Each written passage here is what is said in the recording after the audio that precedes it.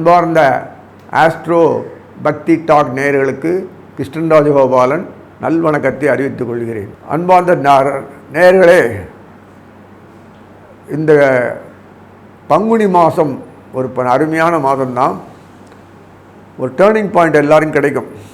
கிரகநாதர்கள் மீனத்தில் இருக்கும்போது சூரியன் இருப்பார். பங்குனி மாதன்றதுக்காக சூரியன் கூடயே புதன் வக்கரமாகி உட்கார்ந்துருப்பார். அப்புறம் சுக்கிரன் இருப்பார். இதெல்லாம் நமக்கு எதுக்குன்னா, பாம்பு ராகு கூட இருக்குது. சூரியனோட பாம்பு இருந்தாலே பிரச்சனை தான். ஆனால் நம்மளை அப்பப்போ அரவணைச்சி காப்பாற்றுற அளவுக்கு இந்த புதன் சுக்கிரன் தான் பண்ண முடியும் அவர்கள். அதனால் இந்த புதன் வக்கரமாகினாலே பாம்பு அடக்கிறார் சர்பத்தை. அதே மாதிரி வக்கரமாகிட்டு கீழே இறங்கிடுவார். அப்புறம் கீழே சனீஸ்வரர் உட்காந்துருப்பார் கும்பத்தில். சனீஸ்வரர் இப்போதைக்கு போக போதில் அது இந்த விசுவாசு வருஷம் மாசி மாதத்து வரைக்கும் 2026 அது வரைக்கும் கும்பத்திலேயே உட்காந்துருப்பார்.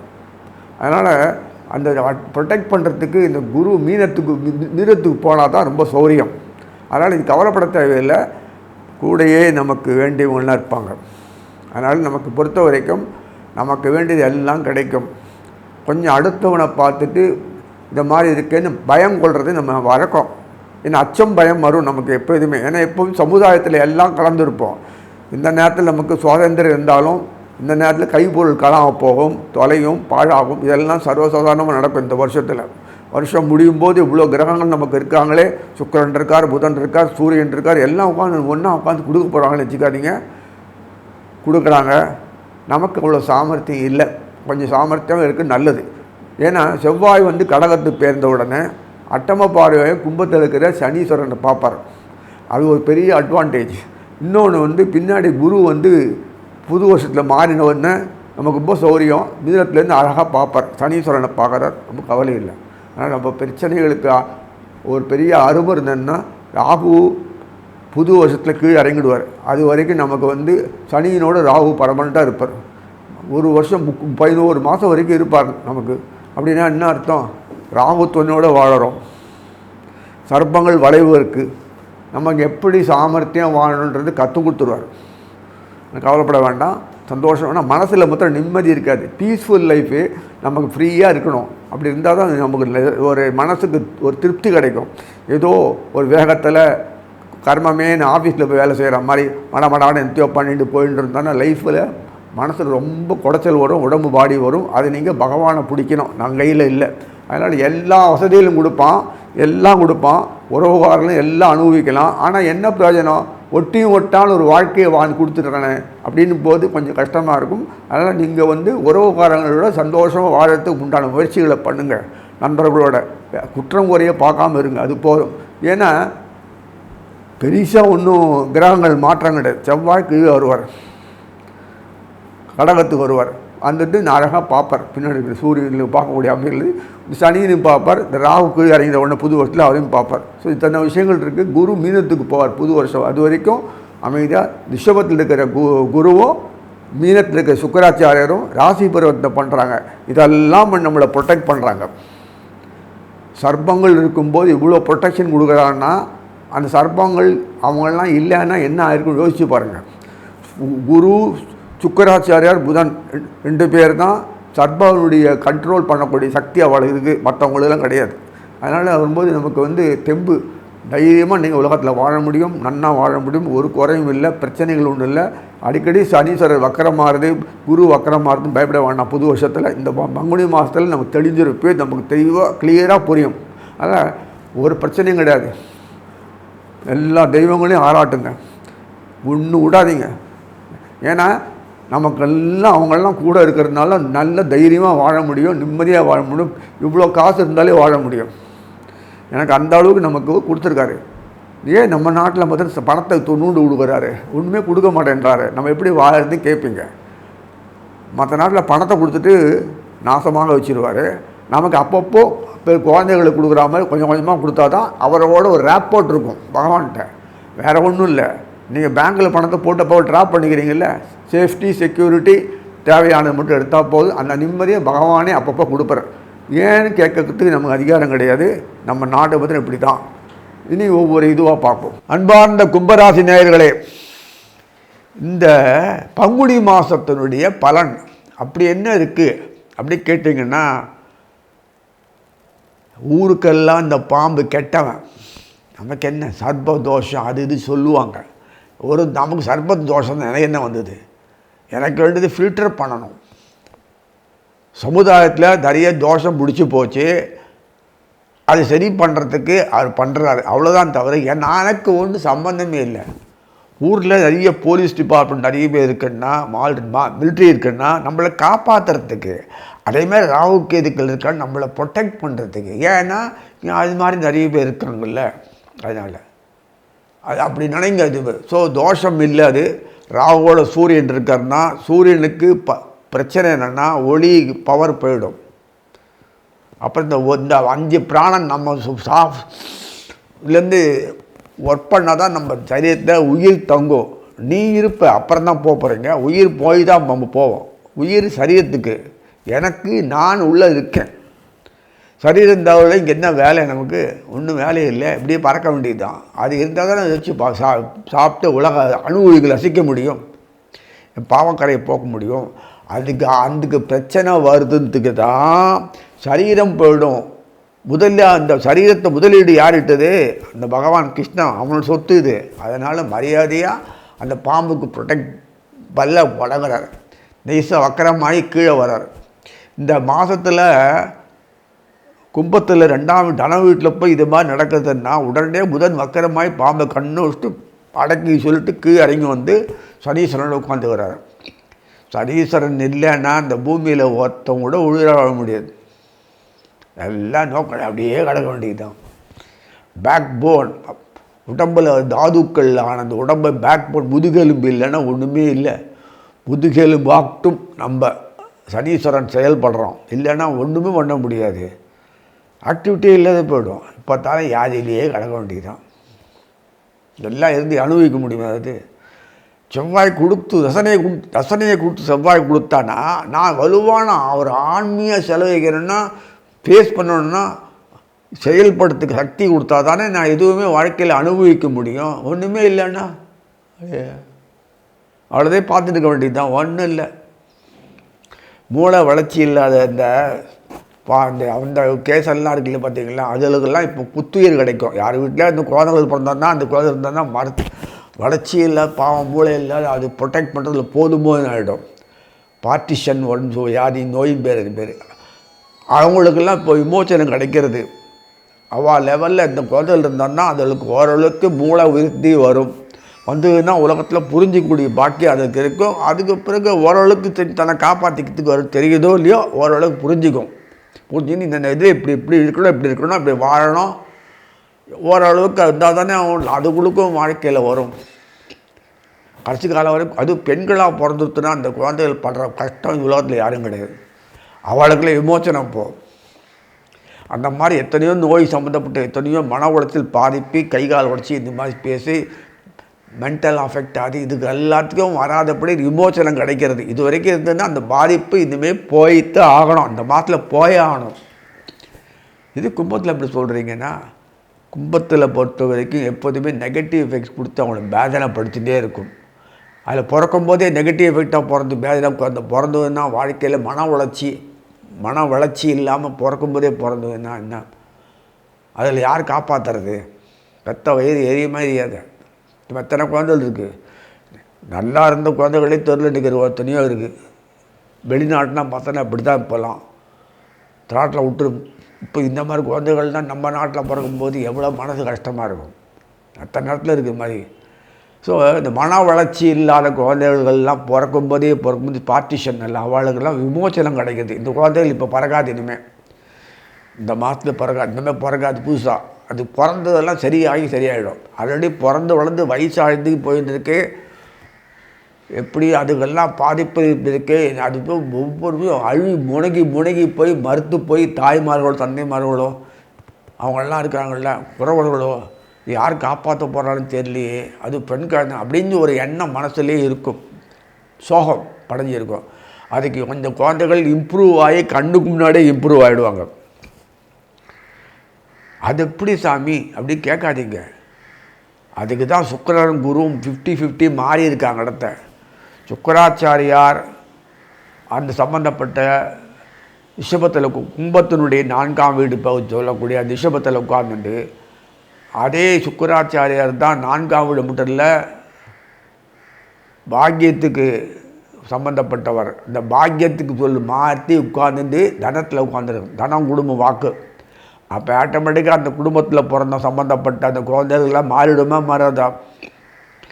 எதுக்கு அரைக்கிறாக்கு முக்காக்கிறாக்கு நிறைய பிறந்திருக்கு. நமக்கு கோட்டை விட்டுறது பசங்களை எக்யூப் பண்ணி வளர்க்கும் போது இன்னசென்சினால் நிறைய மிஸ்டேக் பண்ணுறாங்க. அவங்க பெரிய சாபம் வாங்கிக்கிறதுங்க. அதெல்லாம் இல்லாதபடி நல்ல அமைப்பில் குழந்தைகள் நல்ல ஆரோக்கியத்தோடு பிறக்கும்.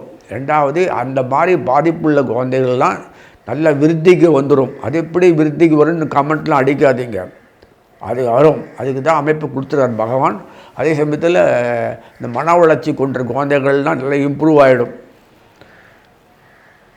தன்னால் ட்ரீட்மெண்ட் பண்ணி இவ்வளோ வரலையேன்னா இப்போ இந்த ட்ரீட்மெண்ட் எதுவே பண்ண தேவையில்லை, தானாக சரியாயிடும். ரெண்டாவது சுதாரிச்சிடும் வாழ்க்கையில். மூணாவது உங்கள் சம்பந்தப்பட்ட கலத்தரமே சூரியன் தான்.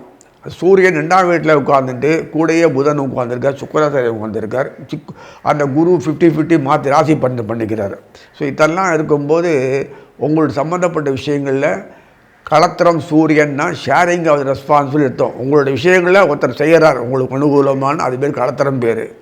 எக்ஸ்ட்ராவாக செஞ்சு கொடுக்கறது பேர் கலத்திரம் பேர். அதனால் அந்த அவர் சூரியனே உட்காந்துட்டார் தன வீட்டில்.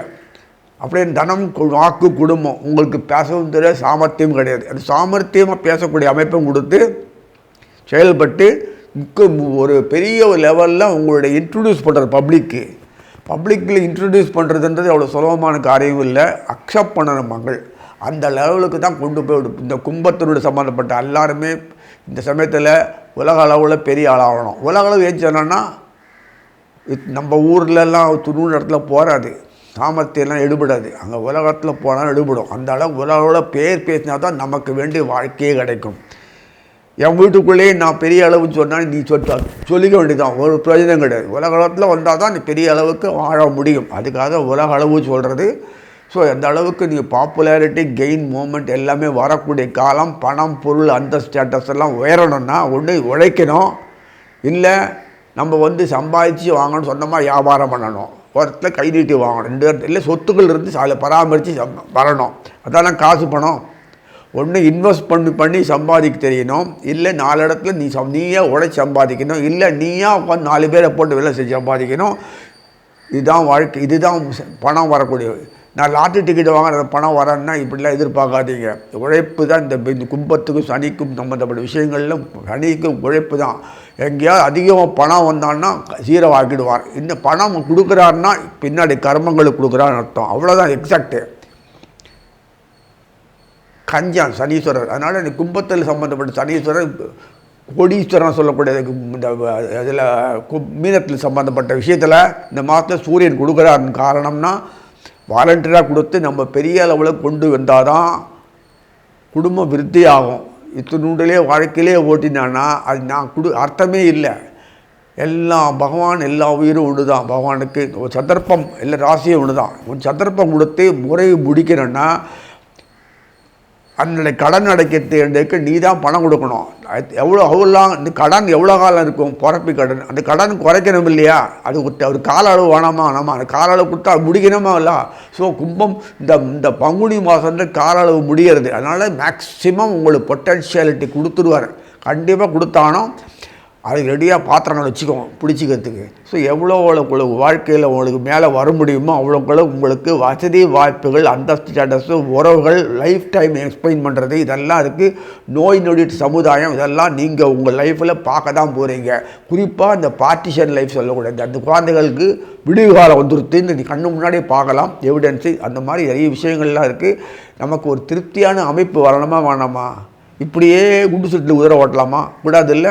அதுக்கு தான் பகவான் பண்ணுறான் சொல்லி வாழ்த்தி அமைகிறேன். அன்பார்ந்த மீனராசி நேயர்களே, இந்த பங்குனி மாதத்தினுடைய ராசி பலனை பார்க்கும்போது சூரியன் நம்ம வீட்டிலே உட்காந்துட்டார், ஜென்மத்திலே இருக்கார். சூரியன் யார்? மீனத்துக்கு பொறுத்த வரைக்கும் 6ஆம் வீட்டு அதிகாரி. இங்கே 6வது அதிகாரின்னா என்ன அர்த்தம்? விருத்திக வரணும் அர்த்தம். கடன் பட்டு இருக்கிறது, கடனை தீர்க்கணும் அப்படின்னு என்ன அர்த்தம்? அவர் தான் பணத்தை தீர்க்கறதுக்கு வேண்டிய எல்லாத்தையும் கொடுக்கணும். பணம் புல் அந்த ஸ்டேட்டஸ் இந்த இஷ்டா சாமர்த்திய செயல்பாடு அறிவு ஞானம் துட்டு பொருள் வளமான வாழ்க்கை 5 பிராணம் அவர் தான் கொடுக்குறார். 5 பிராணம் சுவாதிக்கிறார். உடம்பு தாது இல்லைன்னா உடம்பு இல்லை உயிரும் இல்லை, ரெண்டுமே இல்லை, ரெண்டுமே போயிடும். அது சூரியெல்லாம் அவ்வளோதான். அதனால் சூரியன் தான் 5 பிராணனை கொடுக்கறது. அது அமைப்பு அந்த சக்திகள் அதெல்லாம் ஒன்றா கிடைக்கிறது. அவர் வீட்டில் உட்கார்ந்துருக்காருன்னா கணக்கு முடிய போகுது எல்லாருக்கும் அர்த்தம். சால்வேஷன் அந்த பீரியடில் கொடுக்கும்போது நம்ம ஃபைனல் ஸ்டேஜில் வந்துருக்கும்போது எல்லாத்தையும் முடிக்கணும். அதுக்கு தான் ஏற்ற மாதிரி சுக்கிரன் அங்கே உட்கார வச்சு அவர் அங்கே போயிட்டார். வீரியஸ்தானம் சொல்லக்கூடிய ரிஷபத்தில் தான் உட்கார்ந்துட்டு வீரியஸ்தானம் சொல்லக்கூடிய சுக்கிரனை கொண்டு தான் வீட்டில் உட்கார வச்சுட்டார். அப்படின்னா என்ன அர்த்தம்? விறுவிறுப்பாக செயல்பட்டு எவ்வளோ கூட மேக்சிமைஸ் எவ்வளோ கர்மங்களை முடிக்கணுமோ அவ்வளோ முடிக்கணும். அப்படின்னா என்ன அர்த்தம்? அந்த பிறந்து நல்ல ஆரோக்கியமாக இருந்து அதை வளர்ச்சி ஆகி நல்ல மூளையோடு இருந்து சாமர்த்தியம் பிழைச்சி யாரையும் நோய் இல்லாமல் நோக்காடு இல்லாமல் நன்னா வளர்ந்து காலத்தில் கல்யாணம், காலத்தில் படிப்பு, காலத்தில் வித்தைகள், காலத்தில் தேய்ச்சி ஜீவனம், அப்புறம் காலத்தில் குழந்தை குட்டி பிறப்பு, அது பேரம் பேத்தி, அது கல்யாணம் வாயால் சொல்லிட்டு போயிடலாம், வாயால் பூ தொடுக்கலாம், பந்தல் போடலாம். அந்த மாதிரி லைஃப்பில் இருக்குது. ஒருத்தனுக்கும் கல்யாணம் பண்ணுறதுக்குள்ளே போதும்னாது அது நல்ல எக்யூப் பண்ணி பெரிய லெவலில் வருது போதும்னாது நல்ல புத்தியோடு இருக்கணும், ஆரோக்கியமாக இருக்கணும். அது ஒன்றா பார்த்து அதுக்கு அந்த சந்தர்ப்பங்களை உண்டாக்கி அதுக்கேற்ற அப்படி கொடுத்து இத்தனை பேர் ஒரு கை உறவு கொடுத்தா தான் அத்தனை ஒரு காரியம் ஆறுதுன்னா அந்த லைஃப் ஸ்பேனுக்குள்ளே நம்ம எவ்வளோ முடிக்க முடியும் வாழ்க்கையில்? எத்தனை பேர் 3 தலைமுறை 4 தலைமுறை பார்த்துருக்காங்க சொல்லுங்கள் பார்க்கலாம். இதெல்லாம் பாவ புண்ணின்னு எனக்கு தெரியாது. நம்மளுடைய ரிசல்ட் என்ன வேணும் அதான் பார்க்கணும், அவ்வளோதான். இங்கே பார்க்கும்போது மீனத்தோடு சம்பந்தப்பட்ட பாக்யாதிபதி 7ஆம் அதிபதி புதன், அது உபயராசிக்கு சொல்ல வரைக்கும். இங்கே 8ஆம் வீட்டு அதிபதியாக இருக்கார் இங்கே சுக்கராச்சாரியார்.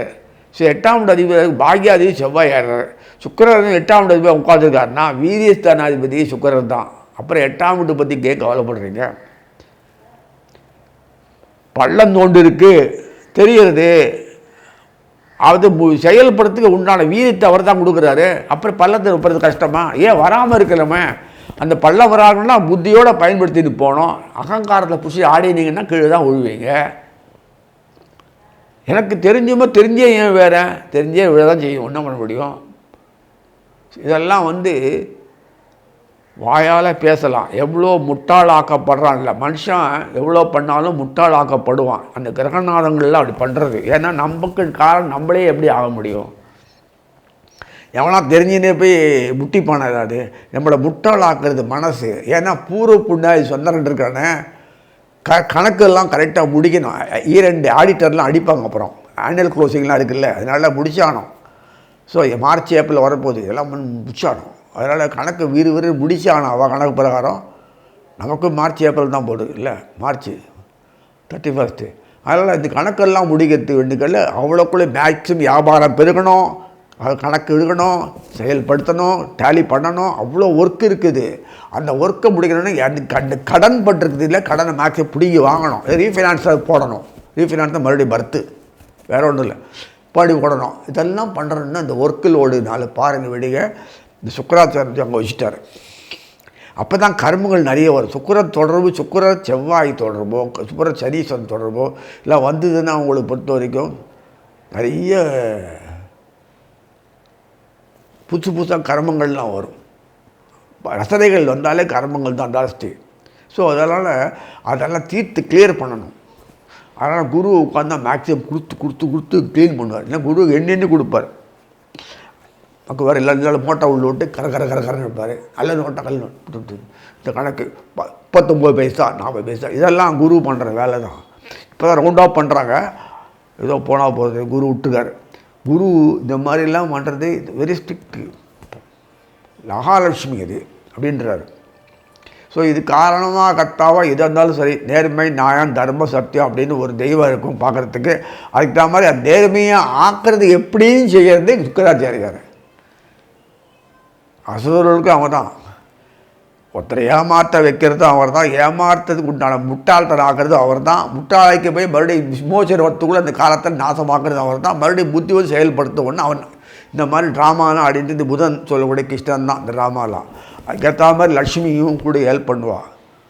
அவர் கண்ணு காட்டினா தான் அரை பணம் அந்த அம்மா பணம் கொடுப்பாங்க, இல்லை கொடுக்க மாட்டாங்க. அவர் வீட்டுக்காரர் கோச்சு போகிறார், அதுக்கு தெரியாத என்னங்க அவர் பிள்ளைலாம் கொடுக்க முடியாது. அப்போ என்ன பண்ணலாம்? அவர் தெரியாத கொடுத்துட்டாருன்னா பின்னாடி இவர் வெயிட்டு வச்சுருவார் இவர். ஸோ இதெல்லாம் வந்து எவ்வளவோ நிறைய ரசனைகள் இருக்கும் வாழ்க்கையில். இந்த மீனத்தை பொறுத்த வரைக்கும் எல்லா விதமான விஷயங்களை பார்த்தீங்கன்னாலே உங்களுக்கு பொறுத்தவரையும் உபயராசி சம்மந்தப்பட்ட குரு தான் மெயின் காரணம். அவரே தான் 10ஆம் வீட்டு அதிகாரி, கர்மங்களுக்கு சம்மந்தப்பட்டது. லாபஸ்தானம் சனீஸ்வரன் லாபத்தை என்றைக்கெல்லாம் கொடுப்பேனா? இங்கே லாபஸ்தானன்றது கர்மங்களில் மேக்சிமம் கடன் பட்டதை குறைக்கணும். வாழ்க்கையில் கடன் போட்டிருப்பாங்க இல்லையா, அதான பிறக்கிறோம். அந்த கர்ம வினைகள் பாவங்களை தீர்க்கறதுக்கு தான் வச்சுருக்காங்க சனீஸ்வரரை. இப்போ புரிஞ்சிங்களா உங்களுக்கு? சனீஸ்வரர் 11ஆம் வீட்டு அதிகாரி, அவரே தான் 12ஆம் வீட்டு அதிகாரி மீனத்துக்கு. அது பிரகாரம் பார்க்கும்போது சனீஸ்வரன் 12ஆம் வீட்டில் உட்காந்தோன்னா மோட்சம் கரையிறதுன்னு அர்த்தம். அப்போ என்ன பாவங்கள் கரையிறது? இவனுக்கு நிறைய புண்ணியம் இருக்குது, கரை அனுபவிச்சுக்கிறீங்க. இந்த பாவம் இருக்குது, அடி குடு நல்ல பத்தமாக இருக்குது. கரையேற்றுறது பேர். ஸோ இதெல்லாம் 12ஆம் வீட்டில் புதன் கூட இருக்கிறதுனால வக்கரமாகி புதன் கீழே வந்து கூட இருப்பார். புதன் அங்கே போயிட்டு வக்கரமாகி கீழே வந்துடுவார். அதனால உங்களுக்கு பெரிய அனுகூலம். செவ்வாய் பார்வை வைக்கிறதுனால ஈஸியாக முடிகிறது. செவ்வாய் வீரியஸ்தானாதிபதி, தனஸ்தானாதிபதி, பாக்யாதிபதி. ஸோ அந்த மீனத்திலேருந்து இது அயன சைனவில் உட்கார வச்சு தான் சனியும் புதனும் உட்கார வச்சு தான் களத்திரத்தம். இது சுகஸ்தானம் களத்திரத்தில் புதனை கொண்டு 12ஆம் வீட்டில் உட்கார வச்சு என்ன அர்த்தம்? வக்கரமாகி கிளியர் பண்ணுற அர்த்தம், பாவ விமோச்சனம் பேர். அதனால் அதை மாதிரி இருக்கிற போது மீனத்தில் பொறுத்த வரைக்கும் எல்லா கடன் தொல்லை முதல்ல போயிடும். நன்றி கடன் தீர்த்து கட்டுவீங்க. இது ஒரு வழியாக நல்லபடியாக முடிப்பீங்க. அப்புறம் வந்து விமோசனம் வேணுமா இல்லையா? அடுத்த ஸ்டேஜ் போனோம் வாழ்க்கையில்ன்று அந்த அடுத்த ஸ்டேஜோட பையங்கள்லாம் படித்து குழந்தைகள்லாம் படித்து கலகலான்னு கல்யாணம் அது வெளிநாட்டு போயிட்டு வர்றது, சம்பாதிக்கிறது, இதெல்லாம் ஏர்னிங்லாம் இருக்குல்ல, அதெல்லாம் பண்ணுறதெல்லாம் சரியாக நிறவலாயிடும். காலத்தை என்றைக்குமே படிக்கவும் முடியாது, காலத்தில் என்றைக்குமே ஒரு அந்த வேலைக்கு வர முடியாது, காலத்தில் என்றைக்குள்ளே குழந்தை கல்யாணம் பண்ண முடியாது. அதுக்கேற்ற மாதிரி கல்யாணம் 21 வயசு 28 வயசு இன்னும் போட்டுனே போயிருக்காங்க. 30 வயசுக்கு வந்து கல்யாணம் ஆகுது. ஆகியாது என்ன கணக்குன்னு தெரிலது. அடுத்த 30 வயசு ஒருவர்களே அவனுக்கு வயசாகி கேவனாகி ஒன்றும் பண்ணான். குழந்தைங்க பெற்று குழந்தை வளர்த்தி ஆளாக்கி சமுதாயத்தில் இதெல்லாம் அந்த பெரிய குறைகள். இதெல்லாம் நீங்கள் போய் பிரமாதமான அமைப்பில் இந்த மாதம் கொடுக்குறார். சந்தோஷமான உறவுகள், சந்தோஷமான வாழ்க்கை. ஏன் இழுக்கிற சந்தோஷம்னு அதை முடிக்கக்கூடிய அளவுக்கு கூட இல்லாத சந்தோஷம் பெருகும், அமைதி பெருகும், ஆனந்தம் பெருகும், ஆச்சரியமான அனுபவங்கள் லைஃப்பில் வரும்.